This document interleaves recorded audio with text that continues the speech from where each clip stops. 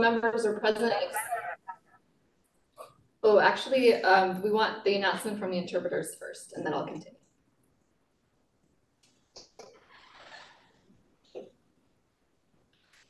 Of course. Buenas noches. Se utilizará la función de interpretación de Zoom para soporte en inglés y español. Todos los participantes de esta llamada deben seleccionar su idioma de preferencia haciendo clic en el idioma correspondiente cuando el anfitrión active la función de interpretación. Dicha función se encuentra en la barra de herramientas, en el icono del globo terráqueo. El modo de interpretación para esta reunión será el simultáneo. Gracias por su atención y colaboración. Good evening. The Zoom interpretation feature will be used in this Zoom meeting for English and Spanish support.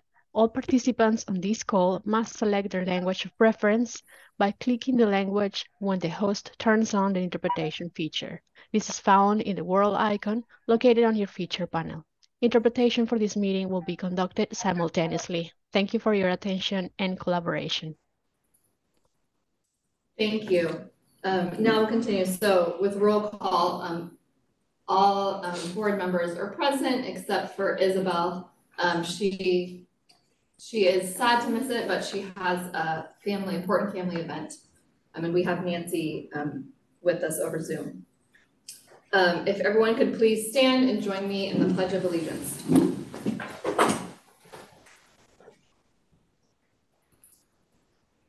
I pledge allegiance to the flag of the United States of America and to the republic for which it stands, one nation, under God, indivisible, with liberty and justice for all.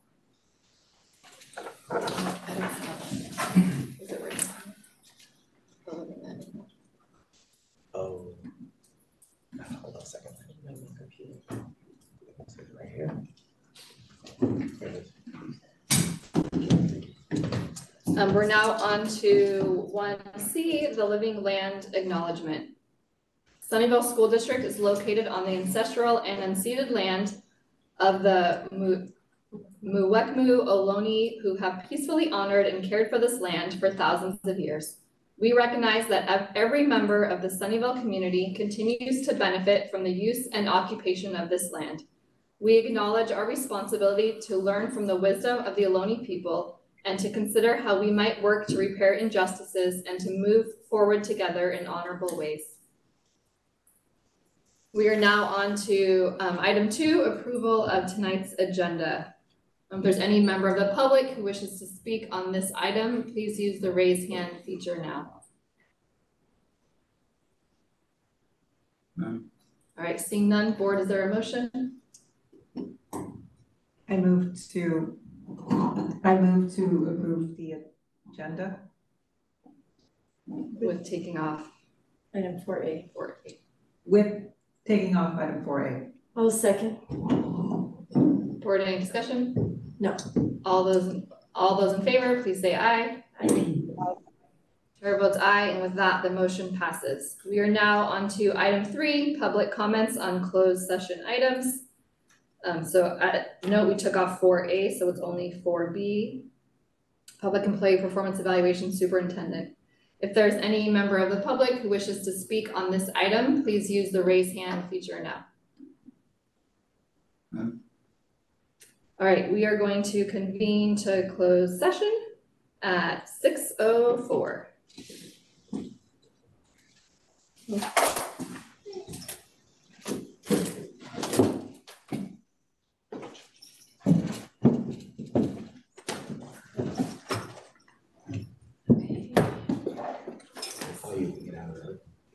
Okay. Hey, Susie, is there an extra fork somewhere? I have a fork right here that I probably don't really need. I can get you one in the office. Thanks. We're good. Got it. Don't have too much fun with that. We won't. We actually can't do anything without you. I bet you can have fun with that. Okay, well. I feel like I lost the message. Like, all right. Yeah, you're lucky.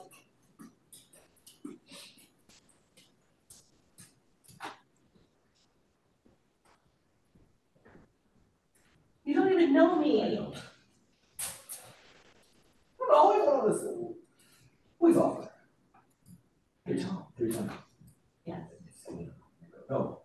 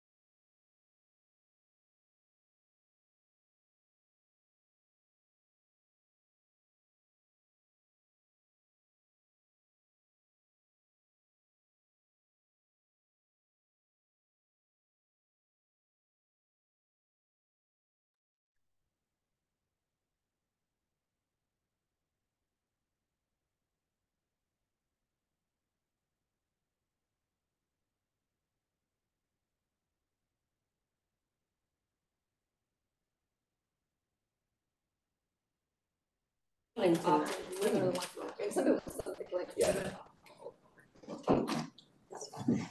Probably because society treats it differently. Right. That's probably why they're more effective. Yeah. Okay, are we ready? Yes. Yes. Okay, we are reconvening to open session at 6:47. Sorry. In closed session, we discussed public employee performance evaluation superintendent, and no action was taken. We're now on to item 6, comments from the board and superintendent. So we'll start with Nancy and then we'll go down the line. Hi, I sent in my activities into Zeus, but I wanted to say that I've enjoyed being a part of the Santa Clara County Early Learning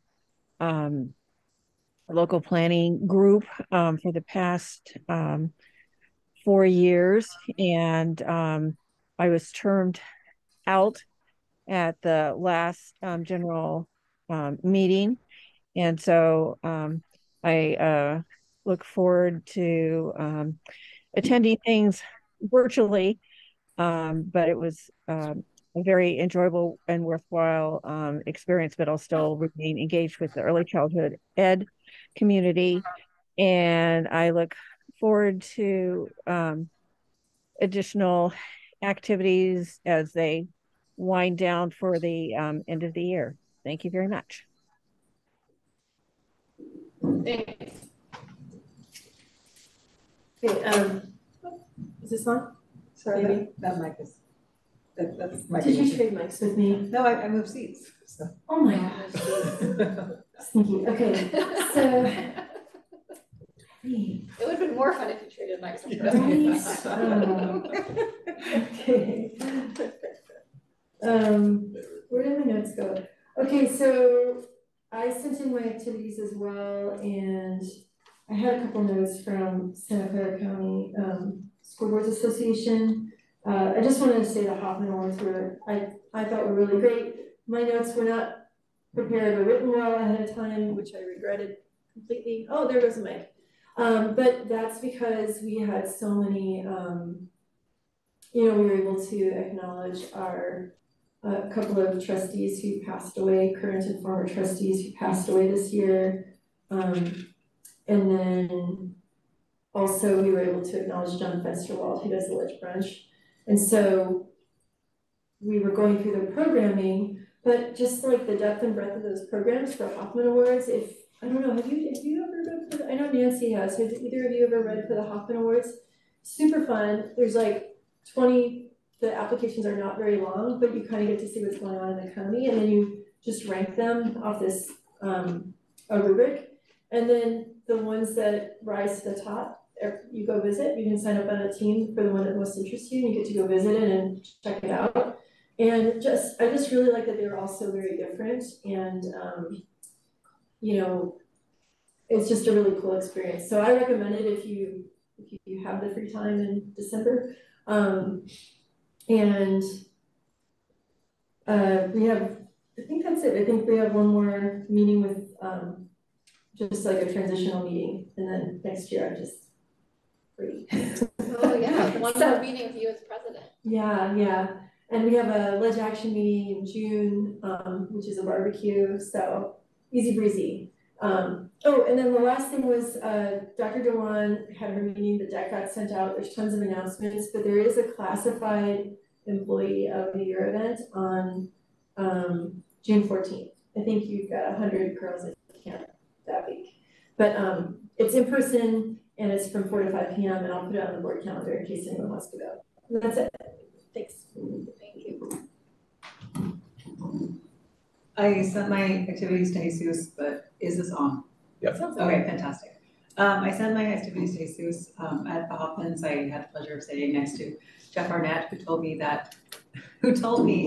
that he had trouble getting to Fremont as a high school student 40 years ago, and that made me so upset because I didn't realize this has been a problem for 40 years. I mean, I realized, but I didn't know.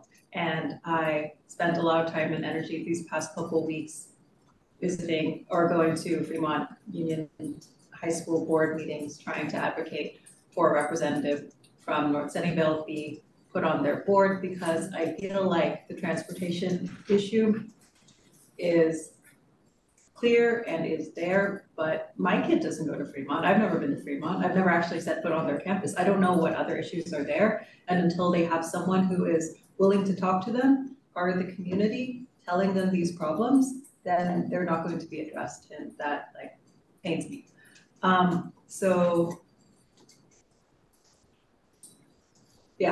I also went to multicultural night at San Miguel and at Cumberland. That was very exciting. I went to both on the same night. They were very, very cute. And my favorite was watching the little kids in cultural dress just like run around kids and play Foursquare together. And I think those were the big things. Oh, and the basketball game, Lakewood and Fairwood. The Lakewood won both, but I think that Fairwood did very well as well. Thank you. Lots of fun events at end of the year. Was Acknowledge Alliance before our last meeting, or was that? That was last week. Okay, I'm like, oh, dates are off. So yeah, Acknowledge Alliance was great. It was fun to celebrate SMS and their team for the AST time and what they've been working on. And actually, yeah, it was fun to see Jeff at the Hoffman Awards, and Isabel's not here, but great job for Isabel. It was a great event. And then I'm sad I didn't know you were there. I was at the Cumberland. There was lots of people there though too. So yeah, so I was there. It was fun, a fun night. And then last night was the Cumberland open house. So I went to my son's classroom, but also went to a handful of other classrooms. And he's in 4th grade, and so 4th grade there does performance. It's called like Gold Rush or Bust, I think is the name. But it was super cute. And one of the things, at first it was just funny to me, and then I realized it's actually a good lesson. So there's these like 2 narrators, and one is telling like the facts and the history, and this other one like tells exaggeration. So it talks about like going from like Missouri, can't remember, I don't think it was all the way to California, but somewhere on a blimp. And it talks about like Air Jordan, I don't know, just all these like kind of made up things, right? And they're kind of like, you're exaggerating. But I realized like whoever designed that probably was very intentional with this idea, right? Of like, there's misinformation out there, right? And we need to be careful about what we believe and where we get our sources. So I just love that it was cute and funny, but I was like, ooh, this is also like teaching a message, which I thought was great. And that's all for me. Okay, so I want to talk a little bit more about end of the year activities, and a message I've been sharing with staff, whoever will listen to me, is that while there's so much excitement and sometimes just a lot at the end of the year, like it's really important for us to take a moment to stop and enjoy just the joyfulness of the end of the year and the kids and all that. So some events that have happened are, so earlier this week, the new teacher induction, was that yesterday?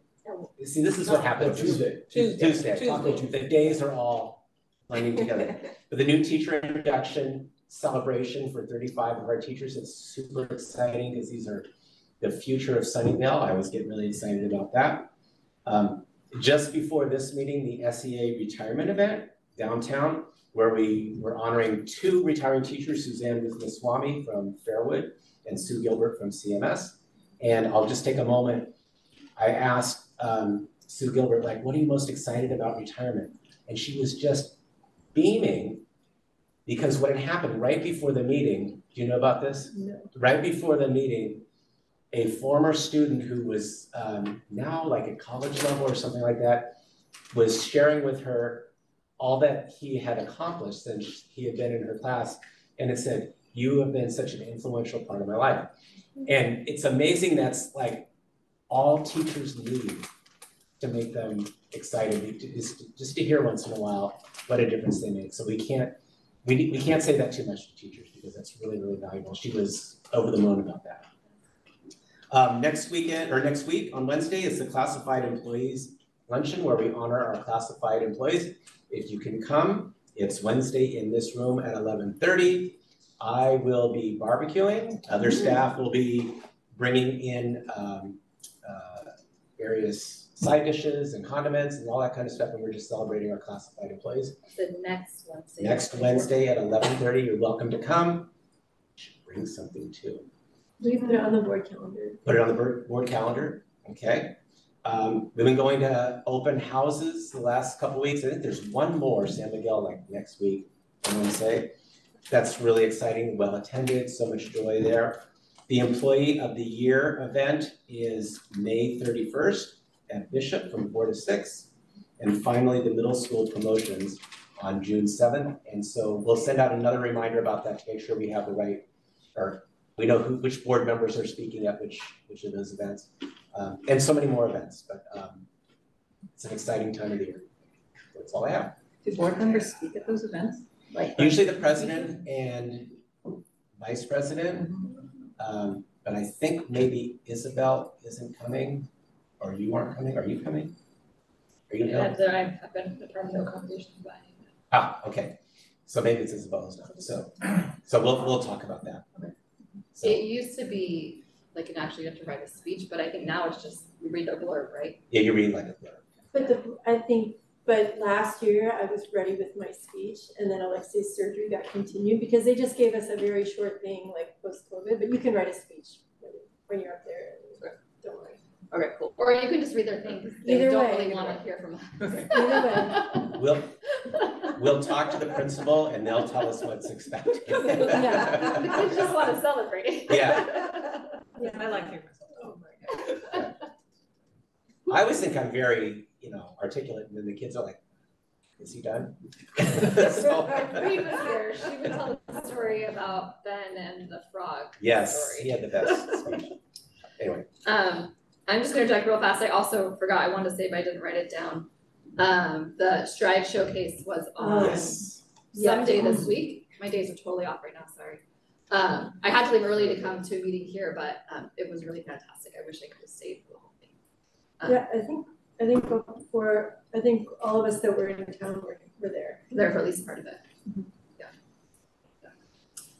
Okay, we are now on to item 7, comments from the Sunnyvale Education Association. If there's an official representative, please use the raise hand feature now.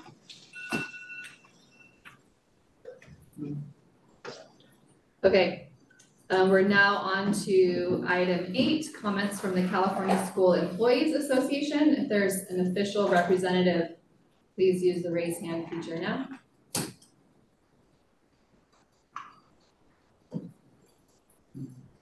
All right, thank you. We are now on to item 9, comments from the public. This portion of the agenda provides an opportunity for members of the public to directly address the governing board on any item of interest to the public. However, provisions of the Brown Act preclude any action being taken on any item not appearing on the posted agenda.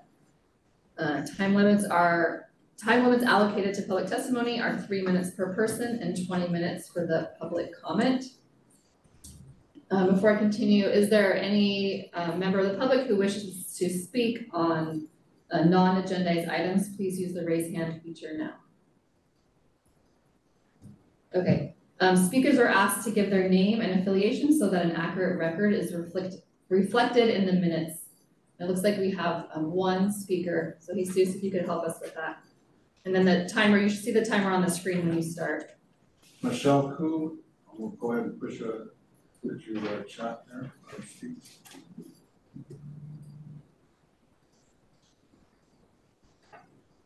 Okay.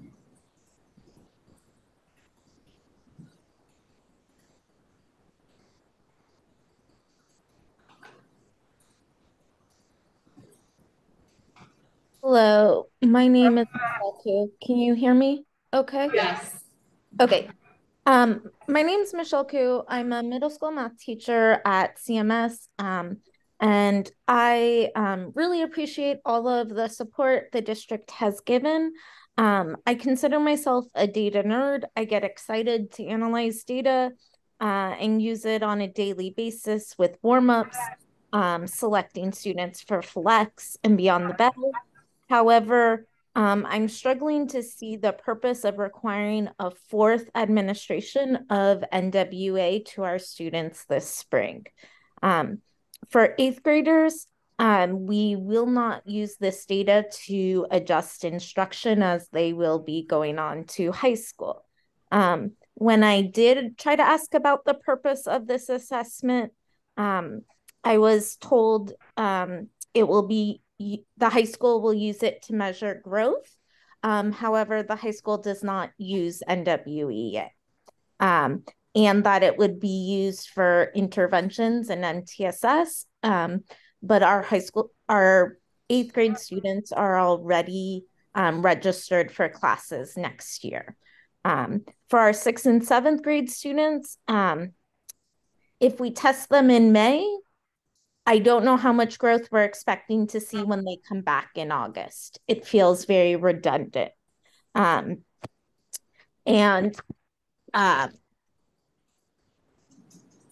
Our students have already taken CAST in April. So at this point, it feels like we are testing for testing's sake. Between NWA and CAST, my students have taken 10 days for testing already this year. And I respectfully ask that we consider whether another round of NWA will give us new information, and that we're cognizant of testing fatigue our students experience, and then every day we spend on testing is a day that we're not spending on delivering instruction. I understand the district needs to measure growth, and I hope there is a way that the district can get the data it needs without having our students take extra tests than are necessary. Thank you so much for your time. Thank you.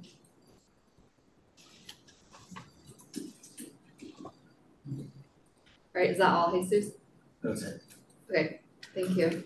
All right, we are now on to item 10, A, the Lakewood School presentation.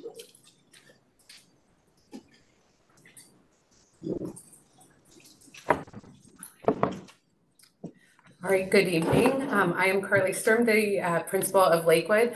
Along with me is Karen Garcia, our instructional coach. Thank you. Hurston Sandoval, our assistant principal, did fall ill, so he went home for tonight. But we're ready to go ahead and present. Lakewood has had a really great year. A really great year of focusing on several pieces. Our biggest goal this year was really focusing on our para support and our instructional practices with literacy. This was a year based on data where we knew we had to implement a number of interventions with our students to close that gap. We also focused more in an exploration mode with our math instruction that paired with our ELD was the primary focus of many of our professional developments with our staff. We also undertook a number of anti-racist pieces. We had an instructional leadership, or our leadership team, one of our leadership teams had Quetzal come in and consult for us and lead us through some of our anti-racist work, looking at some of our site practices and how we can enrich our practices moving forward as a site. And then we also, with our NTP work with the district, looked at how we are a culturally responsive staff and how to give feedback to staff to continue deepening our practices. Okay, so next, we have a whole school approach with our educators. We have a number of paras who support with this primary goal. In kindergarten, these paras and our teachers really focused on regrouping across our whole grade levels to work with adults, or for every student to work with an adult. And we mixed and matched the curriculum to support those students. And for first and second grade, we regrouped students several times in the morning and afternoon, as well as with different educators. And we progress monitored every 6 weeks with these students and would readjust instruction based on that. Our third grade para educators focused on meeting with our students who are advanced to give them that, outside kind of push to meet their needs. And in fourth and fifth grade, our teachers do get para support, more usually centered around like clerical pieces like photocopying and that, but they have exchanged that clerical support for para support in the classroom to help their students. So really prioritizing our students first. So they the paras worked in our upper grades with our 4th and 5th grade book clubs and math support as well. And so we also have utilized a number of interventions. So as we were approaching literacy with great intention this year, we went through and looked at all of the different intervention programs that were available to our students in order to make sure that we were targeting their unique needs as learners. This year, we utilized a total of 11 different reading curriculums because we recognize that every reader needs something a little bit different in order to get the outcomes we're looking for. We also used intervention with handwriting in order to help students be more successful in building stamina and writing longer and stronger as authors. And the last piece was implementing some new interventions in the area of math instruction. Through this intervention work, we were able to serve 209 students. The impact on learning showed a 1.3 effect size, which is huge for our students with a lot of different gains. And I think the part that we're most proud of is that we had a total of 31 staff members that were serving students in a variety of different ways, really recognizing that it does take a village to raise a child. And in Lakewood, that's something that we really try to work very hard on. And out of this intervention work that we did, these are the results that we were able to see, which was really encouraging. We're looking at beginning of the year to try 2 intervention students. We broke our Hispanic subgroup into 2 different categories because they do present different needs. The top group is looking at English learners specifically. On the left, you can see that we started with 1st grade students with 20 students in that cohort. 8 of them made 1 year's worth of growth in just 5 months of school, which is really just pretty astounding growth. On the right-hand side, looking at 2nd grade, we had 11 students that made 1 year's worth of growth in just 5 months. Looking at the bottom section, you can see that we had even greater gains in this area. We had 6 students that made over 1 year's worth of growth in 5 months in 1st grade and over 1 year's worth of growth in 3 months for 3 students in 2nd grade. So the data is really encouraging. That's coming as a result of all of the different intervention programs that we've implemented this year.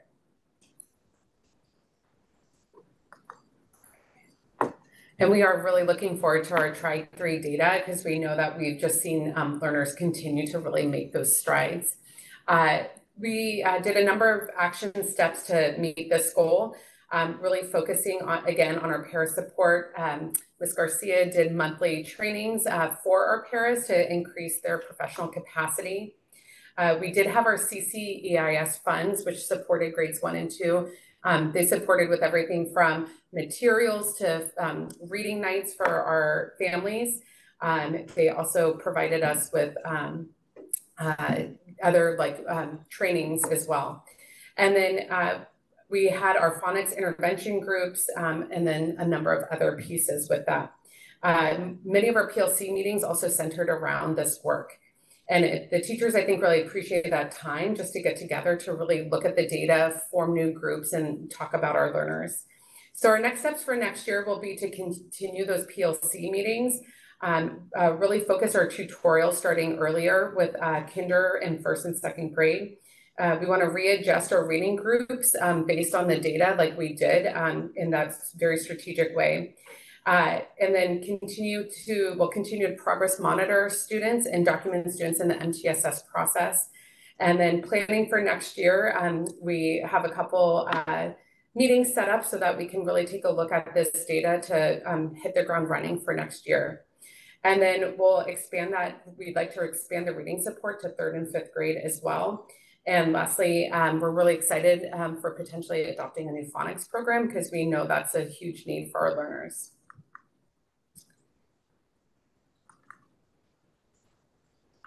Mr. Yes. What is PLCs?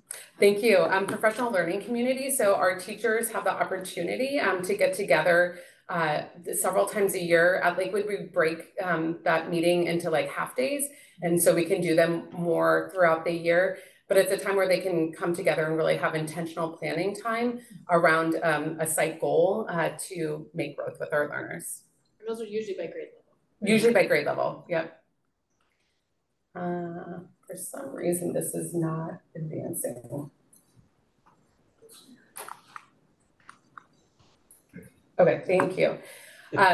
Math was another core area, and with this, now that we're moving into an adoption, like this year was really diving into some of the district provided professional developments. We completed all of the math modules, and then also had some of our full day PD days around math and combining that with ELD. We did a number of math coaching cycles this year. Our fourth grade team worked with Stanford, and some of those professors, or PhD students, were the ones who have actually written part of IM. So our teachers got really great training already on the potential curriculum and really understanding especially how to address our English learners. We did some work with our fifth grade math students, because that was a grade level definitely needing some intervention. And then we had our fifth grade math night, which was really fun, and purchased a number of math manipulatives, because I think our learners just really need that kinesthetic approach to learning. So our next steps next year will be most certainly focusing heavily on our math curriculum adoption, doing a number of coaching cycles around that, and then focusing on the integrated ELD support, and then working with our DSS TOSA as we have been this year. Thank you.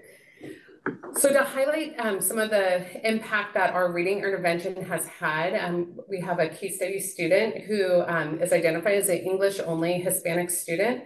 This was a student at the beginning of the year who didn't like to swim and now is a competitive swimmer.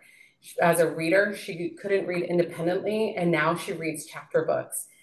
With her family, she couldn't read independently some of the pieces like her sisters would write, and now she can actually read the letters that her sisters write her. And so with her, we did a number of interventions. And so she started an intervention last year, but this year we were really able to work through the MTSS process and line up the different pieces that she really needed. Her family has been a tremendous asset. She has a really caring caregiver that has come to every meeting, really implements every piece we've asked for them to do at home, in addition to what we're doing at school. So this student has been in our MTSS meeting. The family has come to all of our meetings. She has had interventions with Mondo, LLI, SightWords, SIPS, and Heggerty. At the beginning of the year, she was finishing up learning her letters and sounds, and now she knows all of her letters and sounds. With her sight words, she knew 8 sight words at the beginning of the year, and now she knows 280 of the sight words, which is at second grade level plus some. And I think impressively with our FNP literacy, she was at a level AA at the beginning of the year and is now at a level K, which that is like 2.5 years worth of growth in 1 year. So we see the impact of when we find the right interventions for a student. We are monitoring them through the MTSS process. We're partnering with families. We see the impact of that work. I have a question about the intervention. Sure. Are those push in or pull out? She has both. So she does in the morning is a push in, and then in the afternoon she's pulled out. Yeah. All right. And so I think this year it's been so wonderful to return back to some of our more of our standard year. We have many robust student engagement opportunities after school with our field trips, our in-school experiences. And we've just seen the impact of this learning and having those opportunities to do more hands-on projects with outside agencies and with our staff, even doing across grade levels. We've had those opportunities for the field trips, which really makes the learning of each grade level come alive. And then being able to do like the tutorials with mixed groups. We brought this year Valley Sports to our school, which has been a really huge success with our students. Families were really positive about it. I want to really shout out to the CNC, Columbia Neighborhood Center, for the grant that they gave us to fund most of that. We've been having a lot of garden parties, and you should see our garden right now. We have everything from kale to peppers to tomatoes. And then we've continued our work with our Playworks coaches and had some art classes on site. So you can see some of the events here. Lots of happy learners, some author visits, our basketball tournament, which thank you for coming out to support. It's been a really great time. And then go ahead and advance. Some more of that. And then I'll turn it back over to Karen. Perfect. Alongside all of the things that we're doing with our students, bringing back families was something really important. Last year we had a slow start coming back, so this year we were really ready to up the rigor in what we were offering to our families. With the support of CCIS, we hosted 5 separate family literacy events. Our kinder team hosted 3 all on their own. We also did do the 3 through 5 math night. And I think a couple of the other highlights that were really exciting for our families have been the ongoing publishing parties that welcome them into the classroom, not just during back to school night and open house, but across the school year. And then again, my favorite would definitely be all of the gardening that we've been doing. This year, we've also begun to implement what we're calling a culturally responsive garden. It's a series that we've been taking so that we can bring different plants to represent the different cultures that attend Lakewood School and find different places for our families to help support in the classroom and on campus in general. You can see from some of these pictures, just some of the events. I think that my favorite probably is on the top right-hand side, and that's our kinder team and the work that they do to support the unhoused community in San Jose. I believe that was the day after Thanksgiving, and they assembled downtown, and the families went ahead and delivered many, many supplies to those in need, especially during the wet and cold winter season that we had this year. So that was my personal highlight. And then there's one more slide of photos just for you to see. And doesn't one of your teachers like lead that? The team does, all 3. Okay, Yeah. all 3. Yeah. That's pretty neat. Yeah, it's really exciting. And I love that they're doing it starting at kindergarten. It's such a unique opportunity. And it's a part of like the social justice units that they implement in the classroom. Yeah. Nice. Yeah. There was also a lot of pizza, if you didn't notice that theme this year. But when you offer evening events, providing dinner is really a nice benefit so that families can come and enjoy them and not have to worry about putting dinner on the table too. All right. Another big initiative this year for Lakewood has been our Wellness Center and the community school planning. So this year with our Wellness Center, as many of you have seen, we have been able to fully furnish and get our Wellness Center ready. We have assembled a team. We've had student surveys and interviews this year. We've had focus groups and then all the materials were organized. We actually have a person who is in the Wellness Center. We were able to bring in, she's a substitute currently, but she's with a specialist. So she's been helping with the crisis management. She's already hit the ground running and helped us with risk assessments, supporting students when they've needed. And so we can really see that this is going to be a huge benefit to Lakewood, and we're really excited when the hiring gets in place. With our community schools planning, we are in the process of still planning. We've gotten a number of surveys put out, and we've been able to do some focus groups. And so we're really excited to continue that work. We have been able to start dipping our toe into the community schools work, even though we're still in the planning phase. As you can see with the next slide, we have been able to do a dental screening and mental health screening. Our dental screening was really successful. They identified of the 241 students, 100 students needing dental care, with 30 of those students needing emergency care.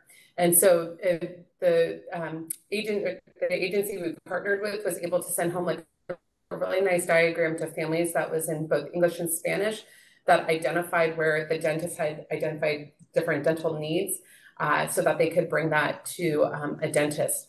And the agency actually follows up with a text, a phone call. They help get them to the appropriate providers. And so they've been doing a really great job being able to help our families. We also were able to do mental health screenings in 1st, 2nd, and 4th grade now. So all of those have been completed.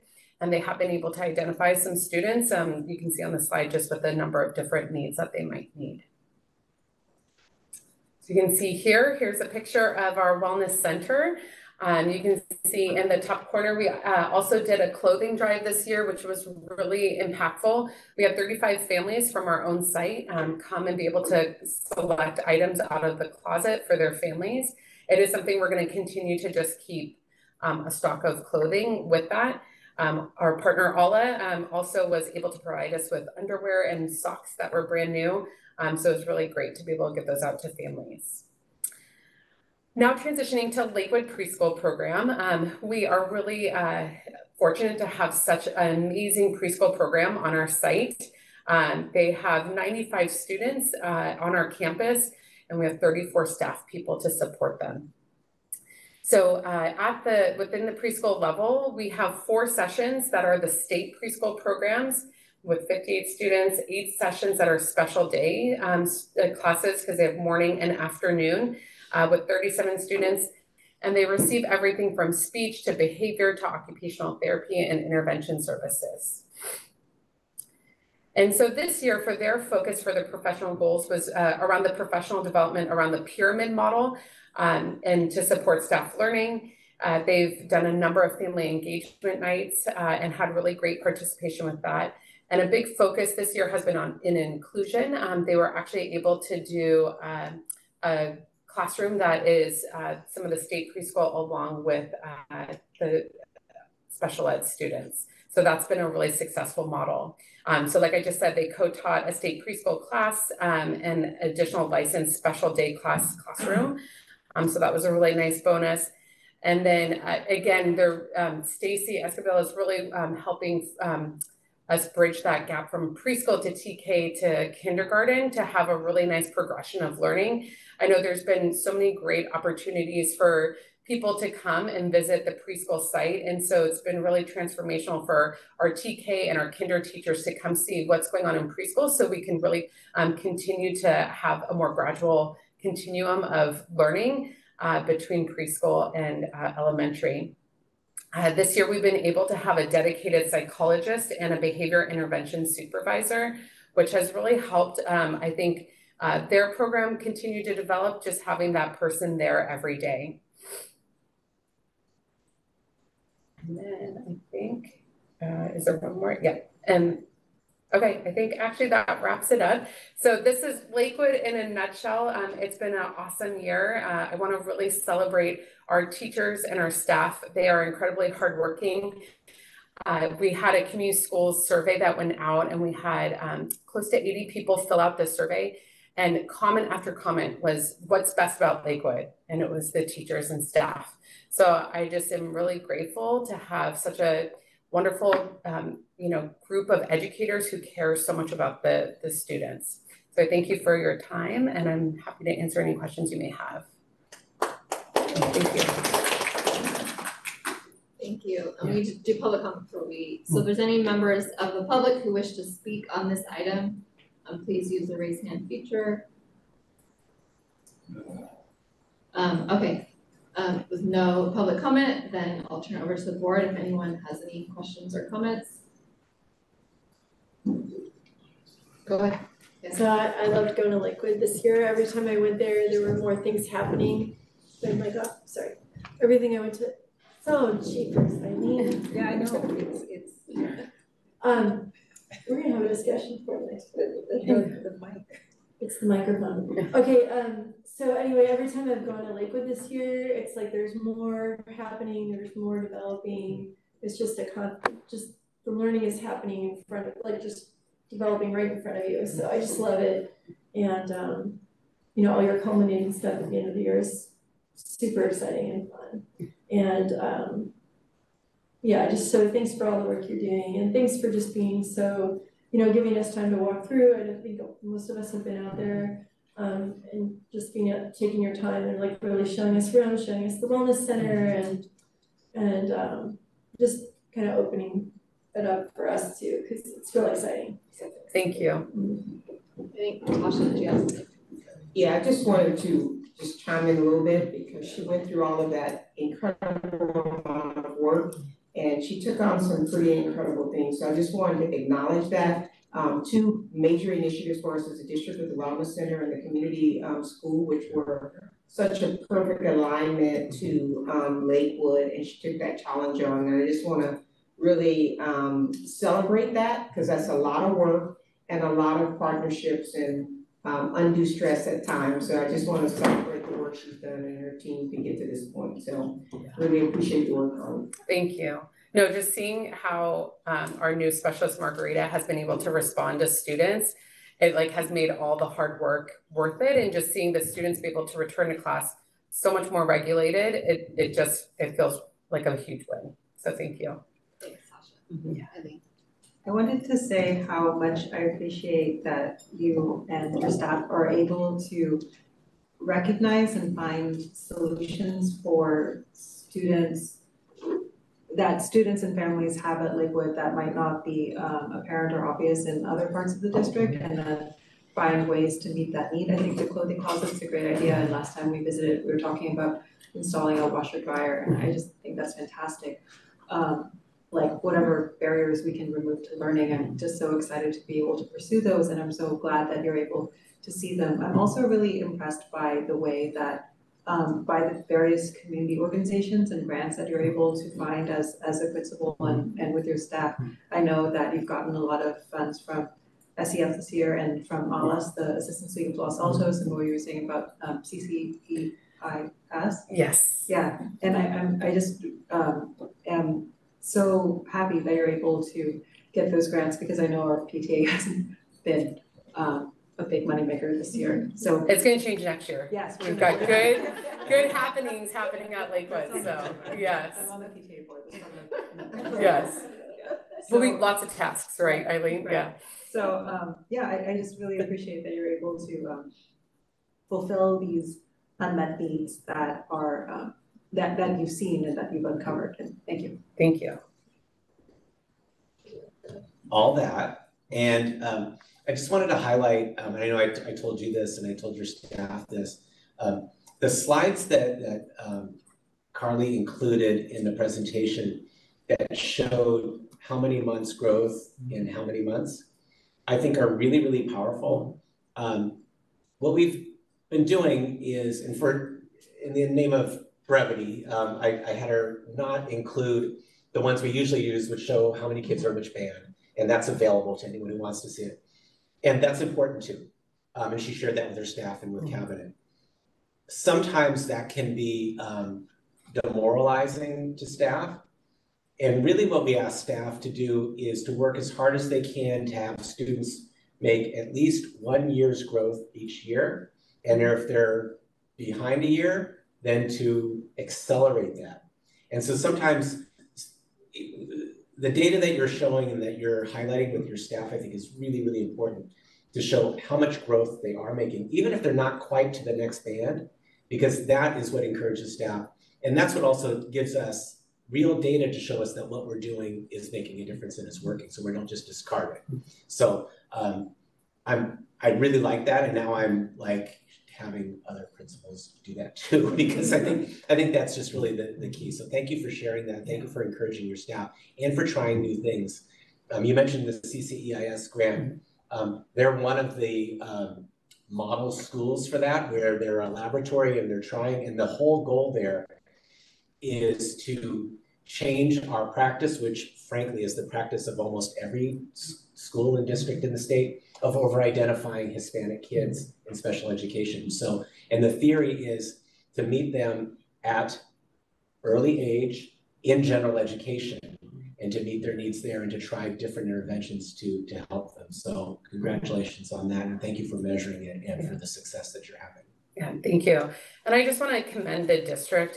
This is my 4th year in Sunnyvale, so I came from 2 districts previously, and we are such a resource-rich district. And although we have utilized SEF and ALA, those were supported by the district, right? We got those contacts through them. So it helps lighten our load to have to go find those ourselves. And I just am so grateful that we have all the resources we do, because all of this intervention work, all of the support and family engagement piece wouldn't be possible with all of the people that we have on site, from social worker to outreach liaison, to counselors, to behavior therapists, to behavior specialists. Like, it is pretty extraordinary what Sunnyvale has. And I just want to recognize that because I think sometimes we forget. So I'm very grateful. Thank you. I'll just add just one side anecdotal. I think that the dental group that you work with, I met women, so I was a couple months ago, there's like a county-wide coalition of people who care about kids in our county called Kids in Common. And so I was attending it and I met, like, I'm assuming it's the group that you guys use because it's a woman who started a group very much like that. And she's like, we're different because we like do the follow-up and we help like make sure they get to their appointments. So as you're describing, I'm like, oh, so I don't remember the woman's name, but I got to meet her and like chat with her at that event. And she was like, I think about some of your schools in the district. So it does sound like it's a great, right? It's more than just the service there, like and they have several different programs that we could utilize. So yeah. Thank you so much for coming in, and thank you. Yeah, thank you. Have a great night, everyone. Thank you.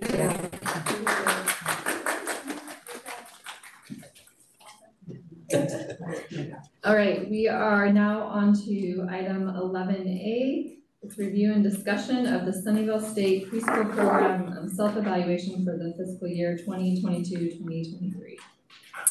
Okay, good evening, board. First, I have to foremost say that Stacy Escobar is really not happy she's not here.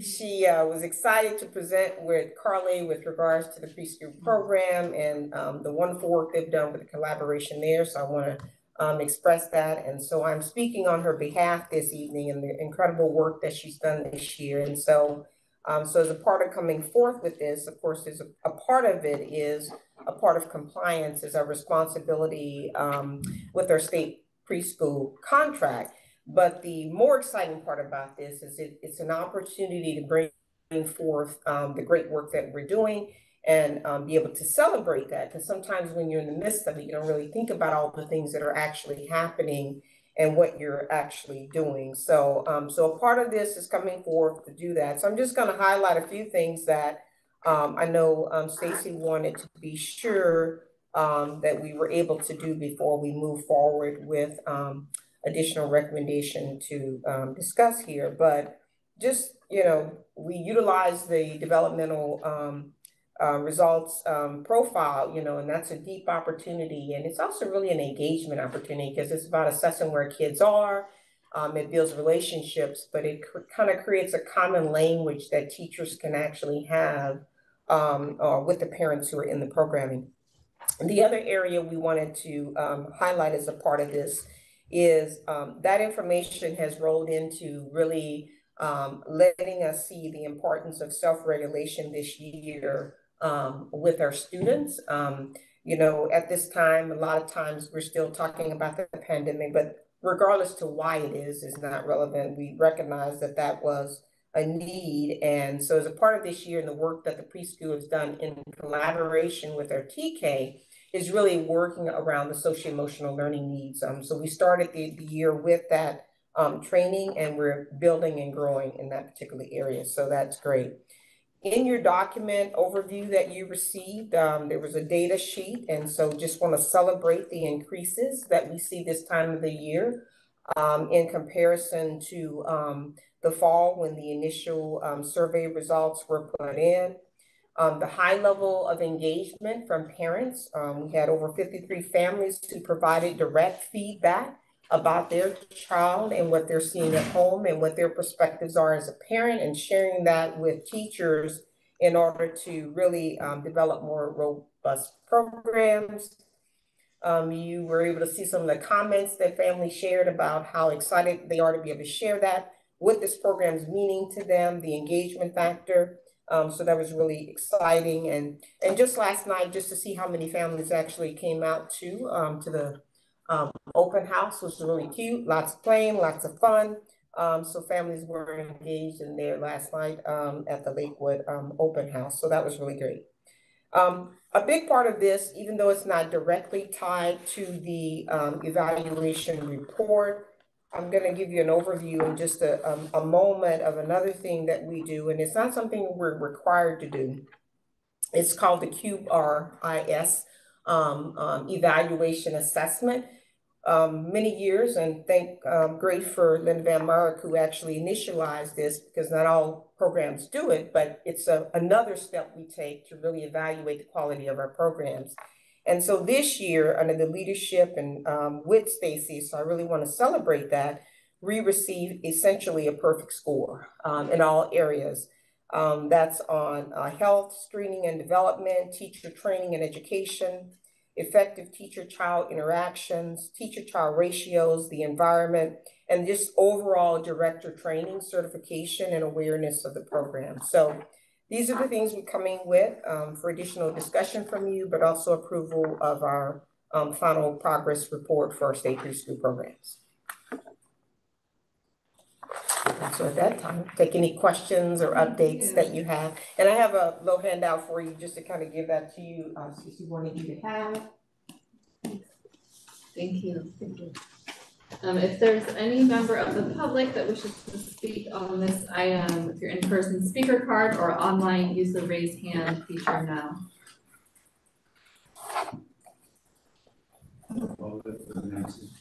All right, seeing none, we will open up for board discussion. Nancy?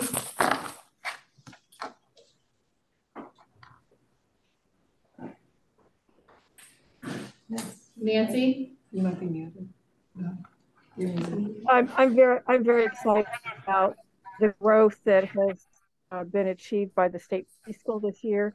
The QRAS program, you're right, not every program wants to go through that more intensive state and that but having that quality standard has directly impacted the student growth you see in there. And I wish that Stacy was here directly, share my as working towards the experiences for all children in Clare County. This is an exemplary program. I'm proud to be a part of this program in this tangential way of being a board member, but I appreciate the ongoing commitment and growth that we're having overall to our preschool program. And I want the board to know how much of a lighthouse it is to have that inclusion component to it. And I think that we'll be seeing results moving forward with the identification and interventions for students impacting their trajectory into special education moving forward. Thank you, Nancy. Thanks, Nancy. Bridget? Okay, let's see. Sorry, I have two things. Number one, I love the summary report format. I just love it so much because there's so much written there. It's like, it's a very articulate brain dump, you know, which I just love. And it's got enough detail in it where it explains things, and it's not like, you know, other than a PowerPoint where you just like, it's brief and you're like, oh, I have so many questions because, you know, or you're trying to fill it all on there. So I love this format for this kind of thing. And then the second thing is I saw those little babies walking around Lakewood the other day. There's little people and they were just like, because they were going back from watching the basketball game and they were just so cute. So, you know, you just want to squish them, but you can't because that would be wrong. Just adorable. And so I just really, I just appreciate all the work that went into like communicating clearly with us as a team and into all the work that's happening. And congratulations on the high marks and the high scores. So, and I'm doing all that work with all those beautiful little people. So thanks. I have a lot of background questions and I'm thinking maybe I want to schedule a follow-up later because I don't want to like grade up on you all now, but we don't just have a preschool program at Lakewood, right? There's other ones. Is this about Lakewood or is this about all the other ones as well? That specific rating is for the Lakewood program, but we do also have our San Miguel program who did very well. But the uniqueness is in this is it's a perfect school. And then the program summary, that's about all the schools, right? Yes, that's about all of our state preschool programs. So the emphasis here is state preschool, and the piece I'd like to emphasize, even though it's not really captured here because of the purpose of this, a lot of what you're reading here carries over into our special day classroom preschools. The other huge element this year is the co-teaching that the board graciously approved of last year and we rolled out this year. With a greater emphasis in the coming year to actually integrate another program like that. So the benefit of that is that allows us to maximize on our state preschool, and it also has allowed us to bridge where we had state preschool and we had SDC. So kids who were kind of in the middle, we really didn't have anything. So now they can be a part of the state preschool program, get the additional supports they need, and hopefully with that support, they can just transition into state preschool and then transition on to our TK programming. And one of the highlights this year is for the students who are transitioning from our preschool programs into TK. I think we had 6 of the 7, if my numbers serve me well, who will be going directly into general education TK without a need to go into an SDC TK program. And so that's a big celebration on how the early intervention can support the growth and development of our students. When you say kids who are in the middle, do you mean the kids who would otherwise be in state preschool without without push-in or pull-out interventions like OT or PT? Yeah, and students who potentially would not have qualified if they didn't have special needs because they didn't meet the income qualifications. So because they are a student who has special needs, then we're able to accept them into that program. And by having it duly co-taught, then we don't have to minimize who comes into the space because we're able to meet it with credentialing requirements as well as with state preschool requirements. Okay, I'm sorry, I have so many questions and I didn't realize I had these questions when I was like, one more. When we say state preschool, what does that mean? It's a type of preschool program that's funded through the state, and the guidelines are a little bit different than, say, a private preschool. So there's some additional responsibilities we have with regards to ratios, how it's funded. It is a part of a grant, so we get some funding for offering the program, but we subsidize the remaining balance out of our general fund for these programs. So it's an advantage, but it is also a commitment by us as a district for early learners because we do subsidize the difference of that state preschool funding. Oh, thank you. And then I think it'd be a great idea to just reach out to Mike and then you can get connected with, learn a lot more about, we've been here for years, right? So we know, right, a lot of things that you're probably very interested in. Yeah. Can I add on to that too? There's also there'll probably be something at AUC about it, or like as TK is becoming a more common thing, like early childhood as a focus, there's probably some strands or some things like that. Like Mark Berman a few years ago had a roundtable, and that was scary and eye-opening because, like, for example, one thing I learned there was that each of these different types of preschool programs, they all have different credentialing. And so there's a lot of work going on at the state right now as they're opening up early childhood education, like streamline that so that people can be credentialed appropriately, and like that affects us. Right. So. But we love talking about the program, so we'll welcome the conversation. Yeah, so I would say just pass along to Stacy our thank you for all that her and her team do. I absolutely will. Did you want to say something? Yeah, I just want to say something real quickly as a thanks to the board. And I'll call out Nancy on this too in particular. Our board has a clear emphasis and concern about and commitment to early childhood education. So a couple of years ago when the idea came up like, oh, let's have a manager of that, like elevated position. And then we found Stacy to do that.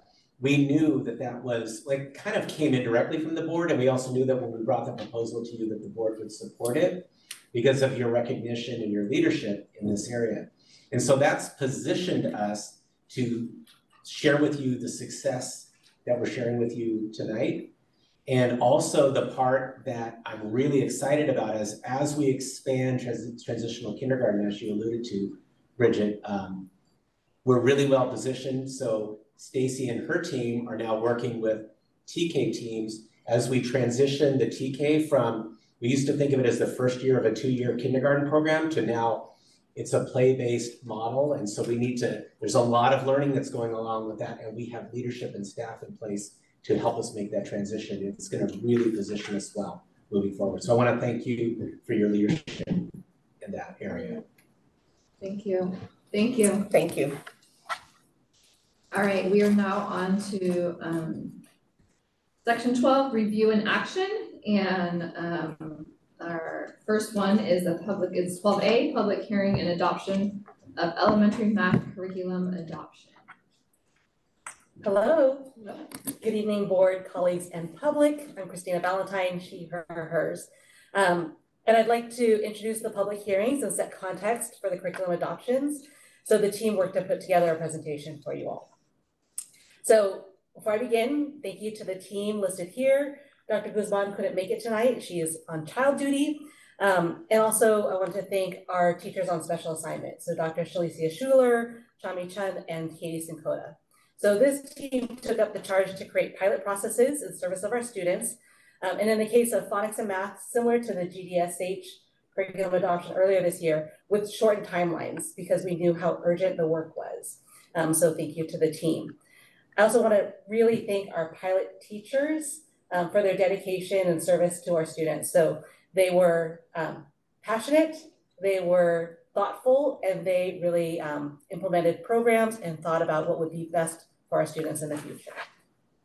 So just to walk through the pilot process. So first we identify a need. So in the case of the phonics pilot, as an example, we knew that our student reading data wasn't where we wanted to be. So our students are not yet achieving at where we think they can. Also, our teachers are giving us feedback on the curriculum itself. This one specific component of Fountas and Pinnell Classroom, the phonics word study. So we have a need there.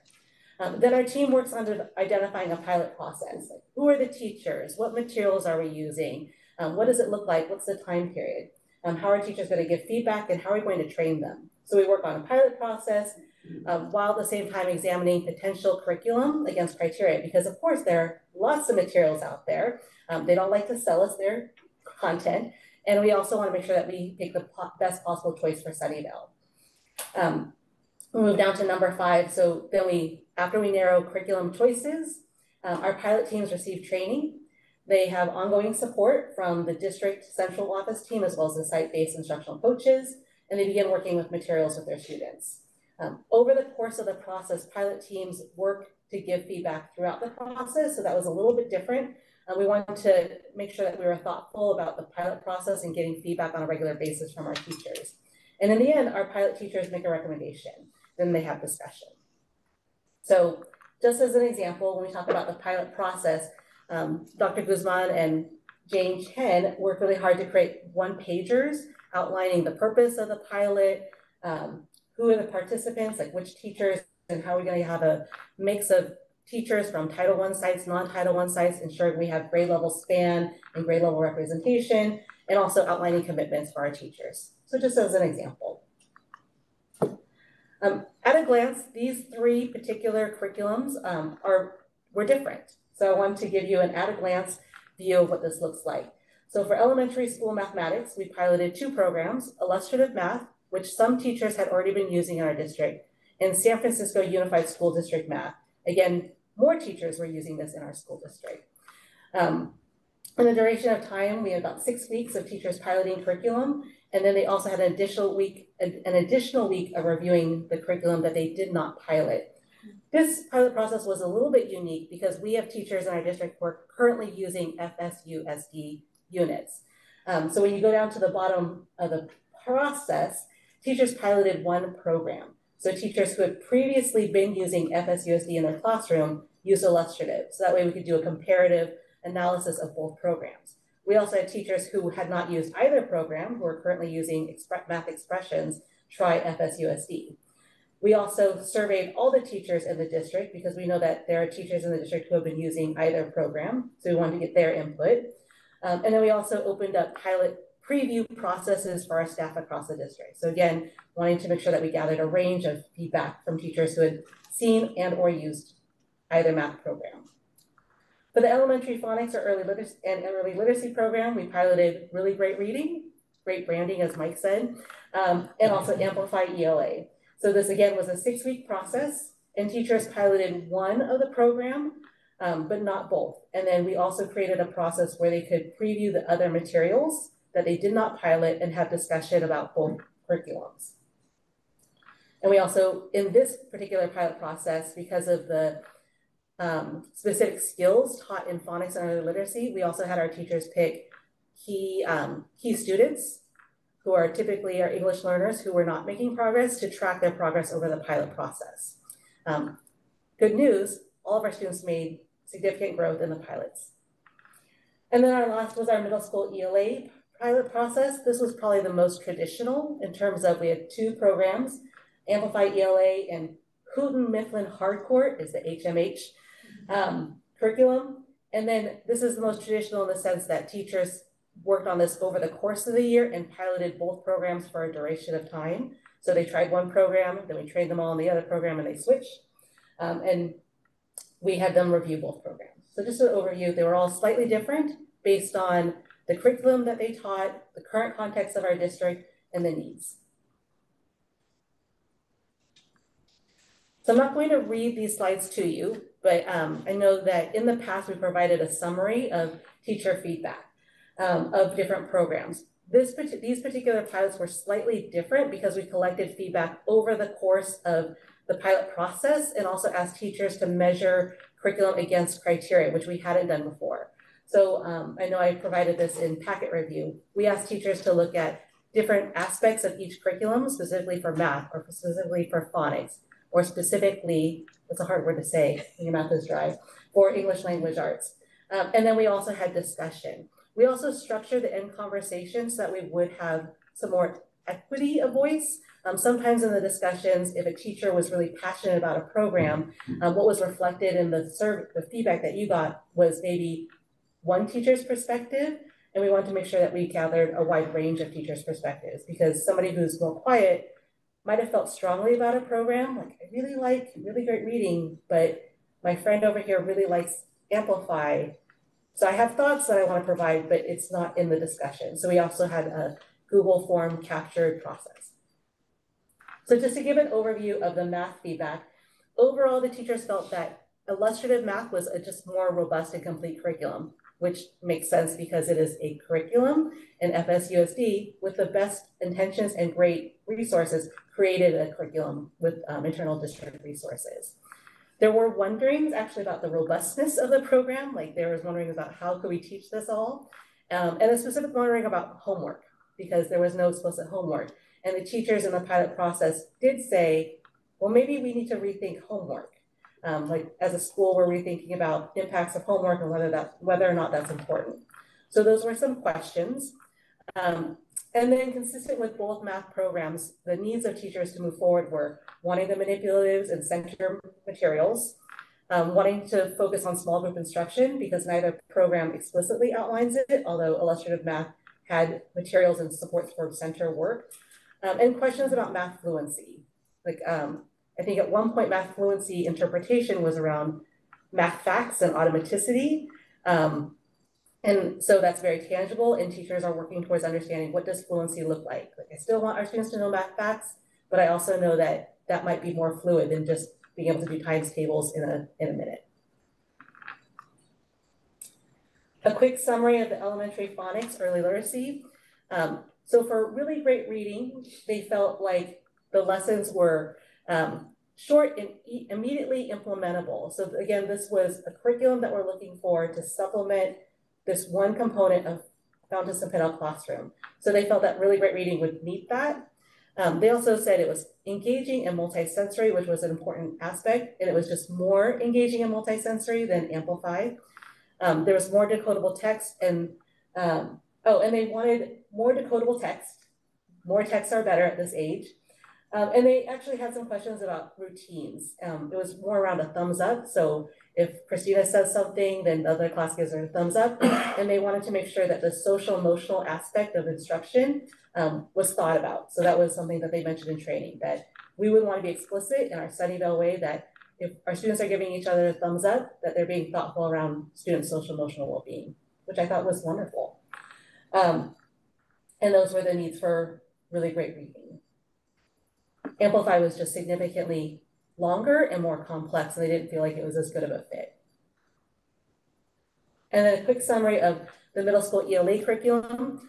And I'll also ask Dr. Dean if she'd like to contribute here.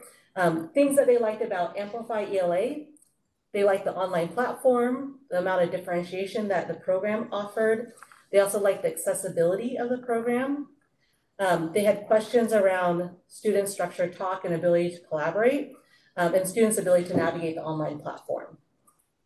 They also wanted more training. Teachers always want to make sure that they're trained so they can best approach the classroom. And they're also looking just for more culturally sustaining diverse texts, which was an additional purchase that Amplify outlines, but isn't included in their core purchase. And we'll provide the slide deck to you after. And then just to wrap up, we did have a unique family preview process this time. Our goal was to improve and increase accessibility for our families. So we did a hybrid process. In the past, parents had to come into the district office in order to preview materials. They could still do that, no appointment necessary.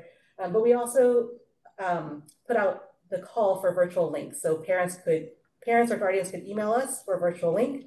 We created a website with all 3 curriculums outlined so parents could navigate and view curriculum. And then they could also ask us questions via online Q&A forums that were in person and virtual. So during the family preview process, we had 20 families ask for virtual access. We had 1 person come in person, and we had 1 family member come to our online forum. Asked really great questions that we're going to work on outlining and responding to for that particular parent, but also for future parents. And that is an overview of the curriculum pilot processes for you. Thank you. So even though that was for public, that was a presentation of all 3, we were going to go through each one at a time and do a public hearing for each specific one.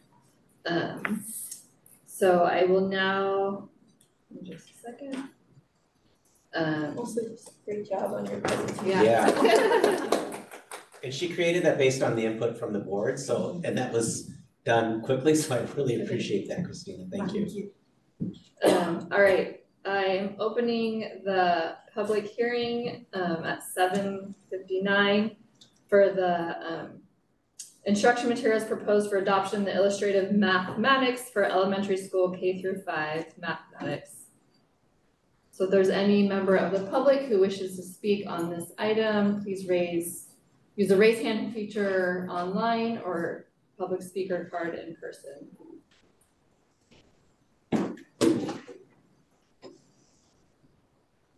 All right, so the public hearing will wait just a little bit longer. Cue Jeremy's music. Oh, okay. You don't actually have to. Okay. I'm gonna get a Kleenex later. All right, are there any? Yes. Jesus, there's no raised hands, are there? Okay, I close the public hearing at 8 o'clock. Board, is there a motion? Okay, I'll move to adopt illustrative mathematics as the new elementary mathematics curriculum. I'll second. All right, board, is there any questions or comments? I had a question just about the process in general that I was thinking about and talking to a couple of people about. For the 6 to 7 weeks of, speed piloting, is that really enough time? Like, do you really feel that it's enough time to go through the curriculum? I mean, I know you get a feel for a section of it, but like 6 weeks is like, what, a couple units maybe? Like, it's really not that much. And if you're doing 2 of them, like one of those you said they're doing, one where they were just doing 1 and one they were doing 2 sets in 7 weeks. So it's like 3.5 weeks for each one. Is it really enough time? Yeah, I think that's a really good and valid question. So in the shortened pilot processes, the teachers did pilot 1 program. For the math program where they had taught 2, it was because they had already taught FSUSD in their classrooms, and then we asked them to pilot illustrative math. I think where we feel confidently about the pilot process of the programs is that we do vet them prior to even looking at the programs in our district. So we look at them against criteria set forth by the state. We also use outside like nonprofits that look at curriculum capacity and instructional viability. And we also talk to other districts and we say, like, how is this working for you? What does your student data look like? What are the pain points and what are the successes that you're having in your district? And from that, we feel pretty confidently about what we're piloting and why. And then what we're looking for is for our teachers to give us feedback on like their actual implementation with their students. In a perfect world, I think teachers would love to pilot for a year or 2 or 3 before deciding, because I think at heart they're perfectionists. And so they really want to make sure that they're doing right by students. I think for us, with these particular pilots, there isn't room or time to wait. We want to take the innovation card and we want to make decisions knowing that a step forward is going to be a step in the right direction. And in the pilots themselves, and I can speak more to the elementary math and elementary literacy, the phonics pilot, the teachers all said, these are great.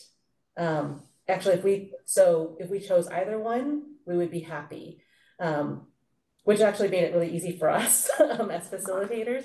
But they just saw that there would be benefits to either one, and that there would be improved instruction. And then for the phonics one, I guess I'm less worried about because I feel like it's an additive thing. Mm-hmm. But this is replacing math expressions, correct? Correct.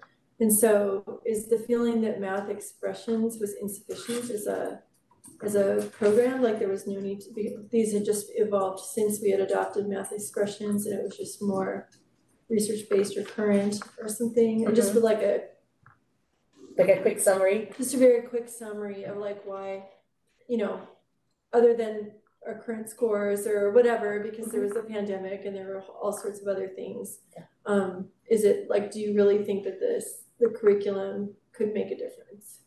Yeah, I really do. And of course, Jane is also here and like really led the process. So kudos to you again, Jane. We do believe that either program would help us in the sense that a new California math framework has been in the works for a number of years. And due to a number of challenges at the state level, we haven't yet moved forward with a new math framework and subsequent curriculum proposals and adoptions at the state level.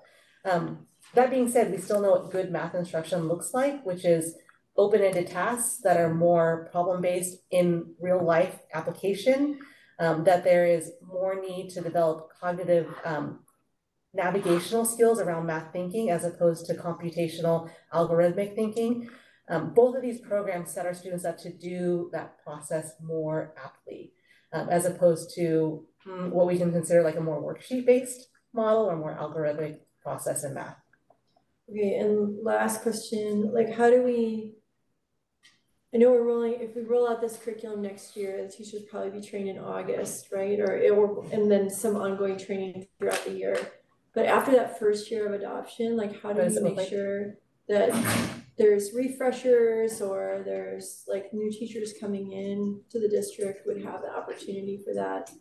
Absolutely. So I'll give a quick snapshot of professional development because our team has worked really hard to outline a professional development model into next year already, which is, I think, ahead of the game.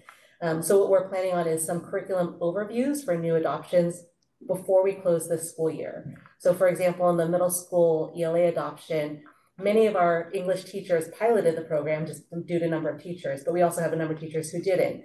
So the request was, can we train the rest of our teachers before we release for school? So we're actually pending the board approval tonight, planning on training teachers on May 31st before they leave on Amplify ELA.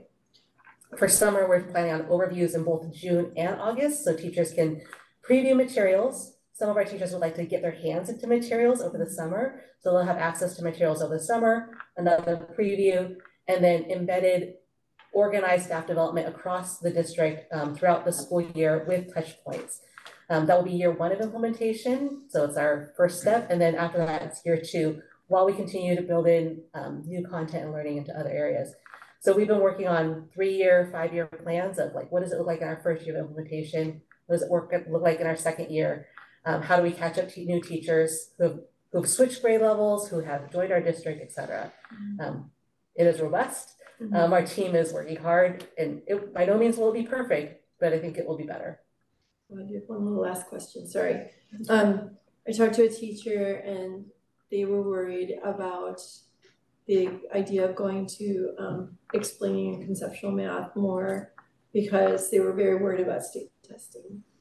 So, because there's less of that on the test, even though it would help their kids become better mathematicians.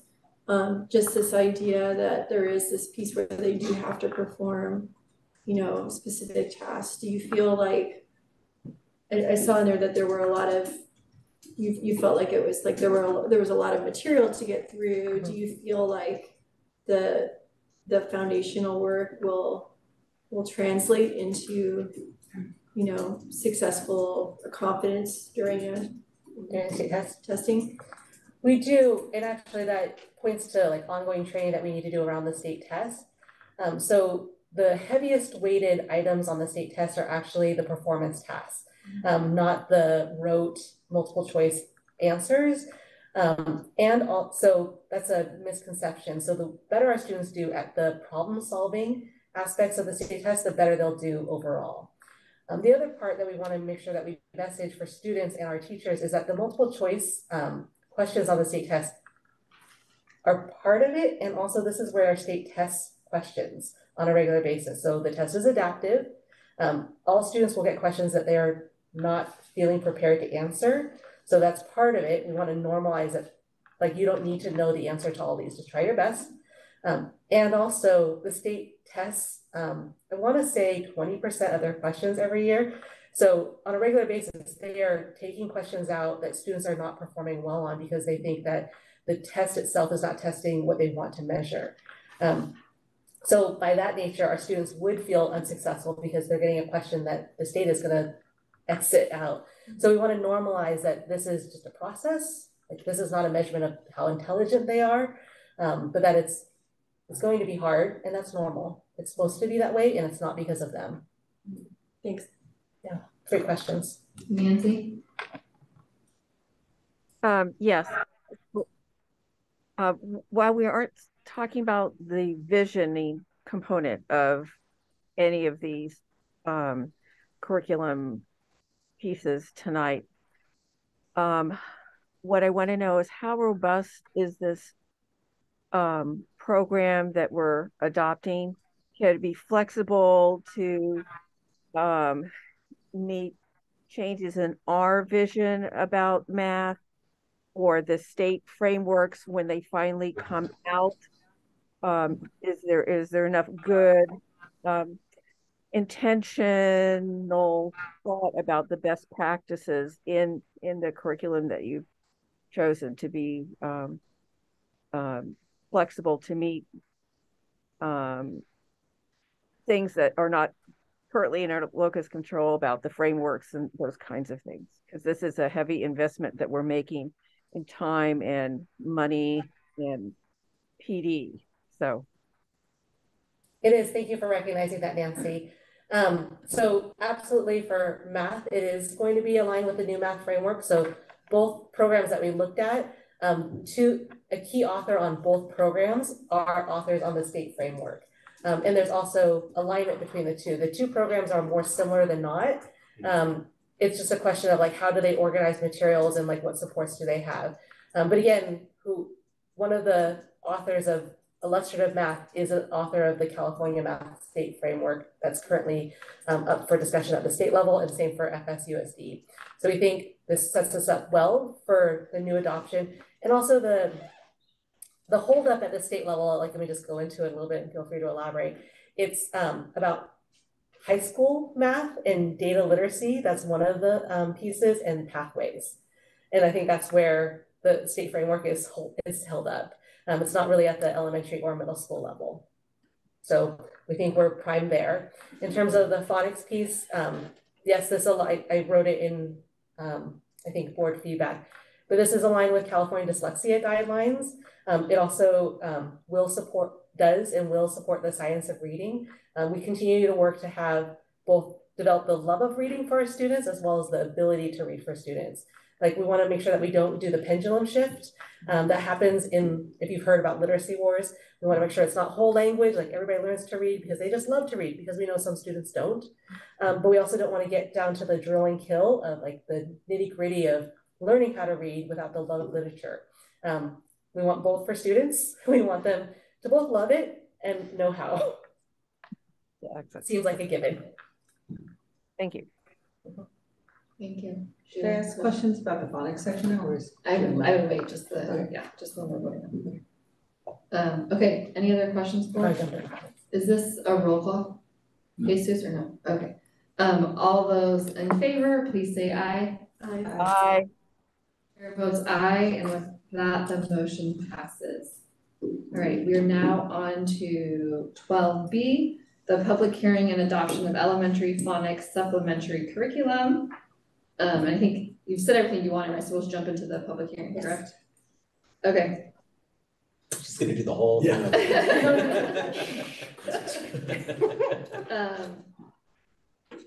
Wait, did I just click on the wrong? Sorry, I think I just clicked on the wrong. I was about to do the math public hearing all over again. Okay, I am opening this public hearing at 8:13 for the instructions material proposed adoption. Really great reading, Countdown K, Blast 1, and HD Word 2nd for the elementary school K through 2nd supplemental phonics early literacy curriculum. That was a long title. So if there's any member of the public that wishes to speak on this item during the public hearing, please use the raise hand feature online or the speaker card in person.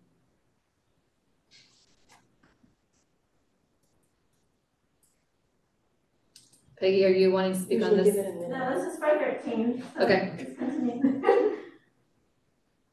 Thank you.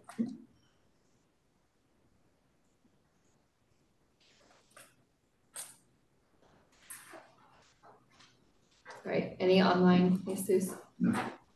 All right, I close this public hearing at 8:14. Board, is there a motion? I move that we adopt the elementary phonics supplementary curriculum. I'll second.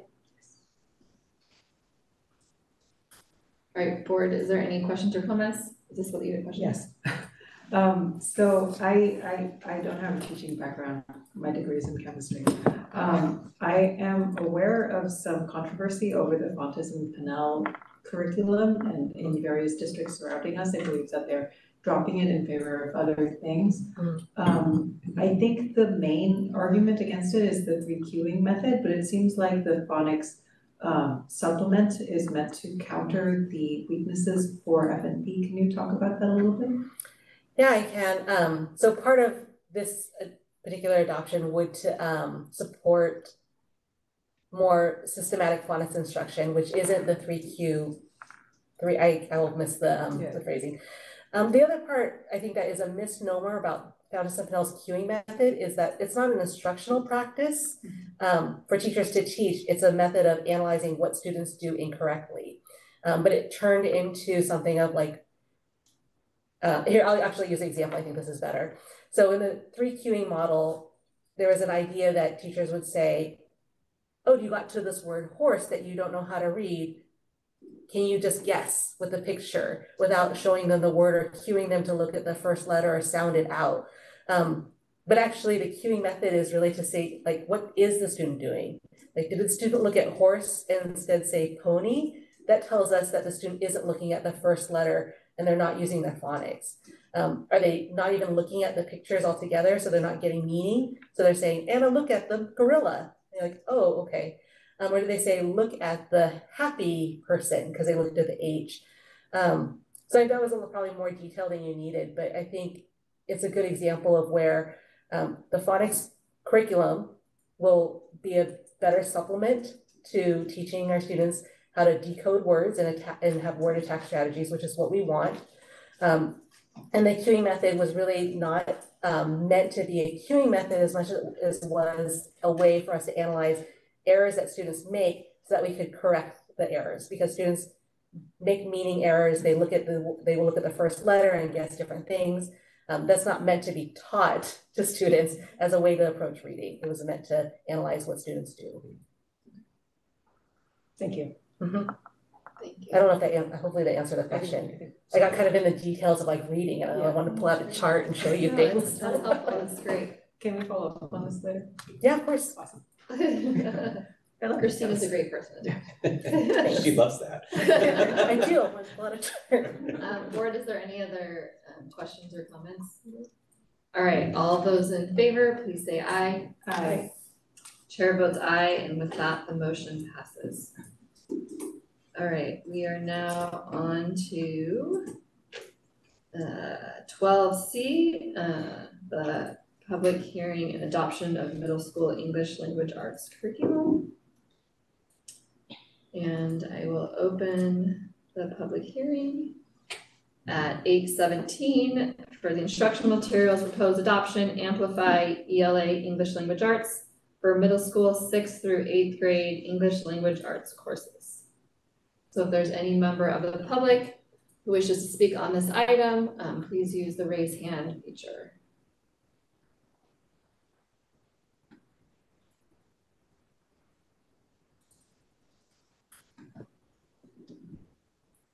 No, raised hand. All right, I close this public hearing at 8:18. Board, is there a motion? I motion that we adopt the middle school English language arts curriculum. I'll second that. Nancy can second. All right, Nancy's got a second. Board, is there any questions or comments? I have a general question, maybe I should have asked this earlier, about the outreach process. So I saw the email that went out. Was it just through, I think it was bilingual, like I remember that it was also in Spanish, and it was through the district. Was there outreach at the schools? Do we think that we got enough feedback, basically? Yeah, that's a great question. So in an effort to support our sites in communication, we sent it out centrally. We also let sites know to communicate out to their staff, to their families. And we were not sure how much feedback we were going to get, which is why we set up forums. We wanted to set up a process where we had two-way communication as opposed to responding to emails. And also we weren't sure if hundreds of families would send us questions about the curriculum preview. We take this as, our interpretation of this is that our families trust us to ensure the learning of their students. They like what's happening in classrooms, and they see this as positive because really our teachers who piloted the materials have had good word of mouth and have shared that with other teachers. So as an example, you heard Carly Sturm say earlier, we're looking forward to a new math program. We're looking forward to a phonics program. And you think that the general word of mouth is excitement. But of course, if you hear anything, please let us know. We're always looking to improve. I just have one quick question I forgot to ask previous. How was student feedback, especially for this middle school curriculum, how was student feedback brought into the process? That's a great question. So actually we surveyed students for both programs. I'm laughing a little bit because my own daughter was one of the students surveyed and she had some strong-ish opinions as she's want to do. So there was a range of feedback of like, I liked the online component, but I didn't like this particular story. Wait, what are we supposed to do? Like, I'll just use June Valentine as an example. At one point she wrote in her feedback, what are we supposed to do with this? I don't know, IDK. And then later we surveyed we surveyed the students several times and she said, it's okay, which is a very middle school response. But we also got responses, which is like, the vocabulary was helpful. I did like the range of text, but there was a range of feedback from the students themselves. Well, a lot of times it's like, I don't like it, but if I had to pick one, this one's right. It's like the levels of bad. This is a little bit better. Then you're like, okay, then we're good. Yes. I do that with dinner. Hey, did you hate it or was it edible? Yeah. I'm so glad that you got like what I was trying to convey with the middle school feedback. I was like, oh, maybe I can get more context to that. Yeah. Yeah. That's. I'm just gonna add a little side note since we're not super late. Today, actually, I made this new soup. And my daughter, she came in and it was smelling bad. I'm like, I think you'd actually like it. So she wasn't willing to smell my bowl. But I put a little bit together on a spoon for her. And please just take a bite. And she was scared, but she opened her mouth. She took a bite. And then like she got a smile on her face and I was like, do you like it? And I actually with my kids, I usually will do this like thing. I like, this is they love it, this is they hate it, somewhere in between. So that's kind of how they gauge us when they're trying new foods. And she went like this. And so I actually then made her a bowl of it. Parent win. I'm Hopefully hoping for the same thing. because she'd be really embarrassed. It's on tape now. Yeah, you can share the YouTube video with your daughter, too, and we talked about it. She'd love it. Yeah.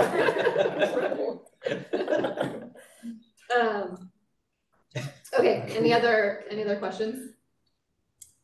All right, all those in favor, please say aye. Aye. Chair votes aye, and with that, the motion passes. Thank you so much, and please pass along to like all, I know there's a team at the district office and then all the teachers involved, right? I know it's a lot of extra work and we appreciate it, and it's great to hear that people are excited. Hopefully, when they dive into it, they keep being excited about it. I agree, and thank you so much for the support and encouragement. I think it'll make a big difference for our students. Great, thank you. Thank you. Thank you. And I just wanted to add, they use all of their cards, MTSS, Equity, and many innovation cards. Thanks for the heavy lift, Dr. Chris Valentine. Thank you. Nice. Okay, now we're to like the most fun part of any meeting of the year. Jeremy, last time you and I did this, we were on screen. Yes, that and was- we did the cool pass. We're still gonna do a cool pass. All right, so we are on 12D, the 2021, 2023 Classified Employee of the Year nominations. And just a reminder for those who are maybe on who are not familiar, even though this is a public meeting, this is top secret. You do not get to say anything about it until it is announced by district staff tomorrow. So everyone keep quiet, even though we're announcing it right now. That is an outstanding waiver, I don't even know, like, thank you so much. Yes, Michelle, so you said this is one of our favorite events of the year. It is my pleasure to introduce the first of three. Our Classified Employee of the Year nomination is up front. Just in general for new board members and those in the audience, we have a nominee come out of every site, every school site in the district, and then we also include the Iowa campus, which is the district office and the operations center. And then a few years ago, we actually included preschool, which I think is an amazing entity upon itself, as we heard earlier tonight. So item 12D is the list of the nominees from the sites presented to you. It's an outstanding list of classified employees in a number of our classifications. And so it is my pleasure to hand you the confidential envelope, and you will unveil the district classified employee of the year. And by the cool passing, it's gonna literally be chain mailed down. Are we reading off all of the ones? Would you like, your prerogative? Yeah. Okay. Let's celebrate them all. This part's not the top secret part. Of course. All right. So the classified employees submitted for consideration were from Bishop Elementary School, Cecilia Jimenez Soto. Cherry Chase Elementary is Radas Shridhar. Columbia Middle School is Michaela Lopez. Cumberland Elementary is Tracy Willard. Iowa Campus is Ricky Corrales. Ellis Elementary is Maria Cerrone. Fairwood Explorer is Maritza Silvas. Lakewood Elementary is Catalina Miramontes. The preschool programs nominee was Susan Pereira. San Miguel Elementary is Romy Kushner. Sunnyvale Middle School is Francis Lee. And Vargas Elementary is Alice Alexander. Thank you. Okay, this is the part that's top secret. We're gonna get a little drum roll.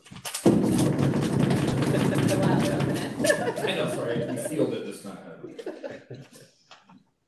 All right, and this is classified. Classified Employee of the Year is Ricky Corrales from Iowa Campus. The board, we need a motion, please. So you're recommending Ricky as the Classified Employee of the Year. I move that we approve the selection of Ricky Corrales as the classified, is this, you're right, oh yeah, as the 2022-2023, right? Yeah. Okay, so, classified employees here.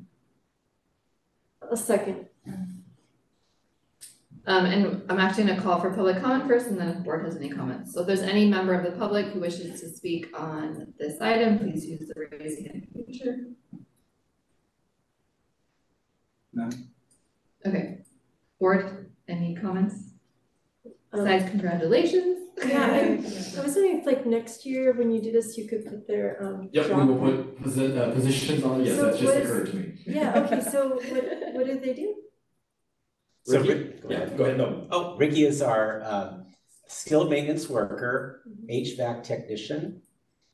And if you think about what that's meant any day, any year, but especially the last couple of years, he's amazing.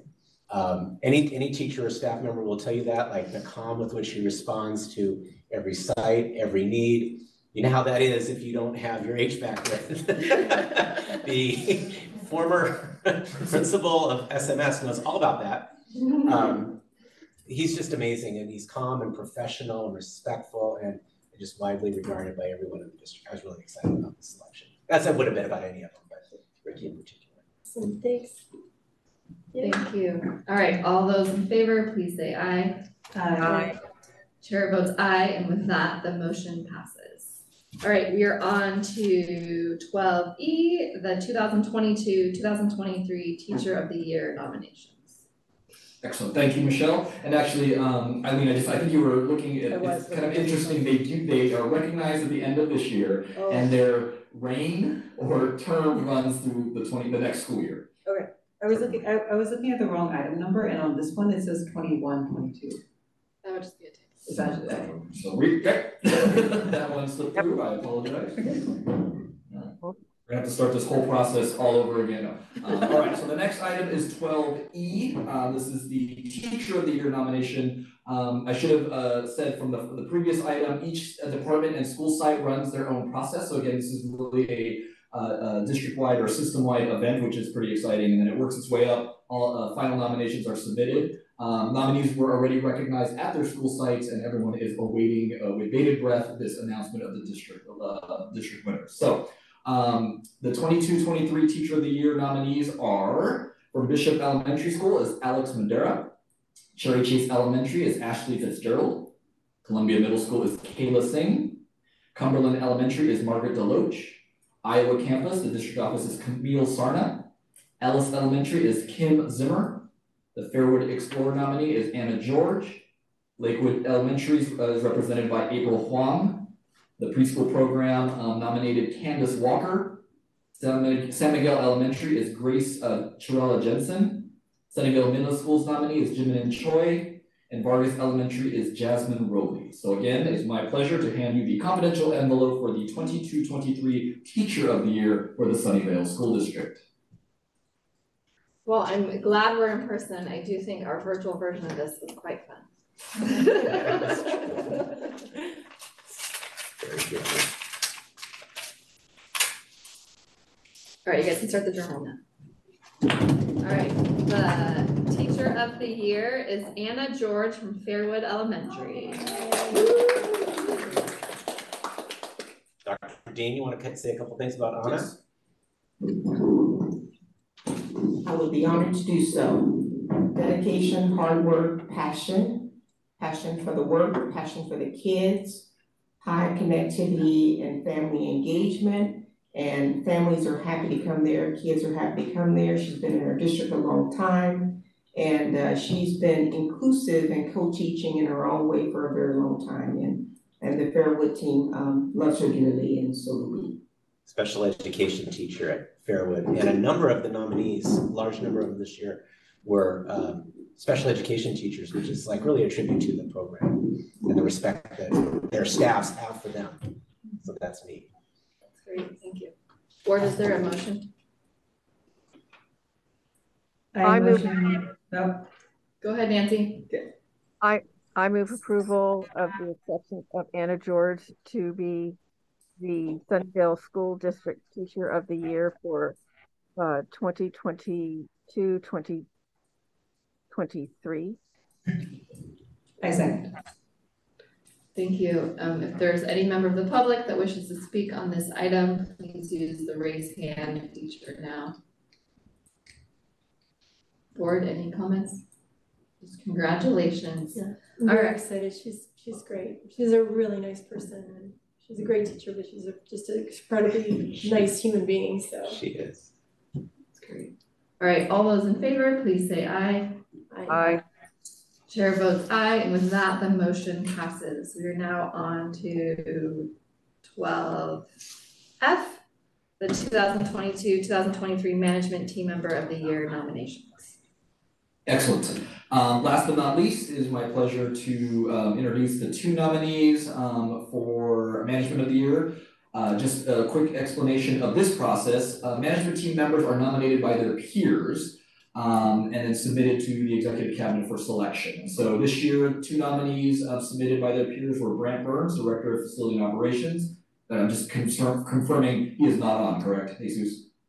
Unless he has an alias. Perfect. I was actually just gonna ask, like, Brant's not here at today's meeting, is he? Maybe I kick him out. If he Yes, so that's right. And then Connie Yen, payroll analyst from upstairs. So similarly, it is my pleasure to hand over the confidential envelope to you to announce the winner of the Management Team Member of the Year.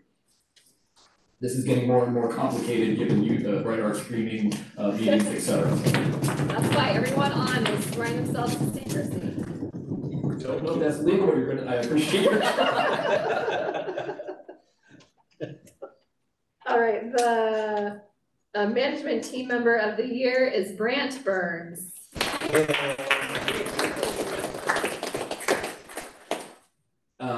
We all know Brant, but maybe Lori, would you like to say a word or two about Mr. Burns? Yes. I don't do well when I'm not rehearsed. Understood. Brant's an amazing guy, does such a wonderful job for the district and for everyone, and I'm just so happy that he's part of my team. Excellent, fantastic, thank you. Awesome. All right, Board, is there a motion? I move that we approve the selection of Brant Burns as the 2022-2023 Sunnyvale School District Management Team Member of the Year. I second. If there's any member of the public that wishes to speak on this item, please use the raise hand feature now. All right, Board, any comments? He is working really hard this year. Really making that guy work a lot.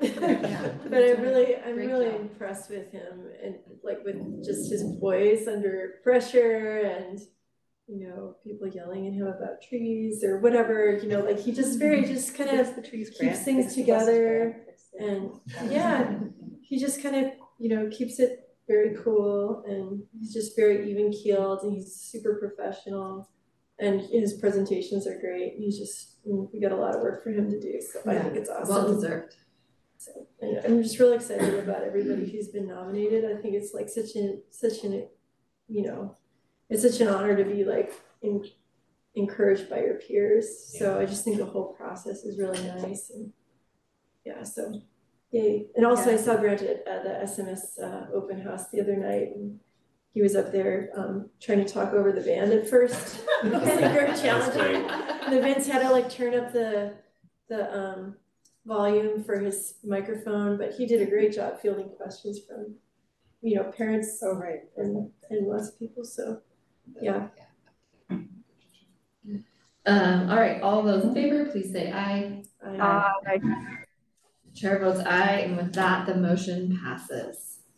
Thank you, Right, Michelle. so- And then just real quick, EC will be running around tomorrow, recognizing them in person, so then the secret can be known. So. Thank you. So I was just saying, when you guys go around, please pass along our huge congratulations from all of the board as well. No worries. Thank you. And hopefully no one ruins the surprise. Yep. Just putting one more reminder out there. Nice job. It's a strange system. Okay, we are on to 13, the consent agenda items, I should say. Any item on the consent agenda is subject to review and discussion prior to being approved by the board. If necessary, any items may be removed for separate action.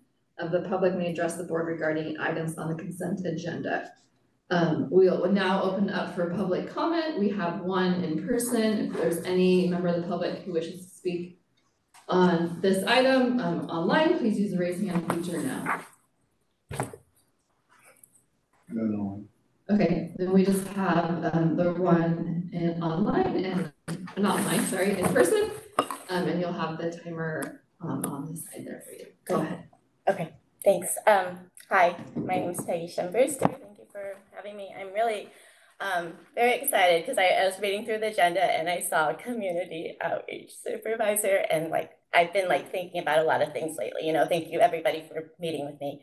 I have this kind of a different lens from like being a former middle and elementary school teacher, now a Bishop parent, being part of the Ed Foundation as a grants administrator, and also the lead of Sunnyvale for Equity in Education. So I come here, I have been thinking, sorry for this extemporaneous talking, but I've been wondering, like, how do we get from this anti-racist training for us as individuals into like policy, into actually moving into a more equitable and a more justice-based decision-making.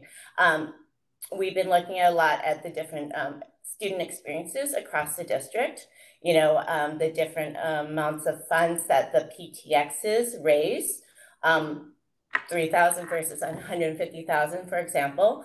And I feel like this person can help bring together a lot of these different aspects that we've been thinking about. So I know I've talked to some of you about, you know, we don't want to make like an equity warrior or like silo, like, because I come in and say, let's have an equity task force. So to me, seeing this, it kind of clicked to me, oh, we can kind of like build equity into the positions, right? So let's have this person through this lens of equity, and it's written in your job description already, but I just want to like explicitly say this is really awesome. Let's have this person look across the district, identify these gaps, identify where our basic like standard of student, what a Sunnyvale student should be receiving in our district, you know, bridge those gaps, work together with community partners and governmental entities. I'm reading off the job description now. This is super exciting, strengthen the bridge. So I had like many conversations, like at SEF, for example, we started this gardening group because, you know, gardening is very inequitable. And so there's this Google group, and for example, a sub came up to me and she was like, oh, do you know what we could do with third grade? You know, third graders in the garden, and I sent the thing out to the group, and because of that, we got some good ideas. Also, like there's a WhatsApp PTA for like the less funded. Okay. So they come together and go, this is what at Vargas, this is how we're sending, you know, this is how we're fundraising. Let me share this with you at Bishop and Lakewood. And also just like when I was at the P3 meeting in Bishop, I was talking about how awesome San Miguel's engagement is. And, you know, and they said, well, can we just go visit? And this person can bring all that stuff together. And I'm really excited. And I'd love to be part of the conversation. If I don't know where you are with this, but yeah, thank you so much. Thank you. You did great. You're always welcome to come back for another 3 minutes. All right, board, is there a motion? I don't. Okay. I move to approve the consent agenda. I'll second. Board, is there any questions or comments? All right, all those in favor, please say aye. Aye. Chair votes aye, and with that, the motion passes. We are now on to item 14, future meeting. The next meeting is Thursday, June 1st at 6 p.m. here.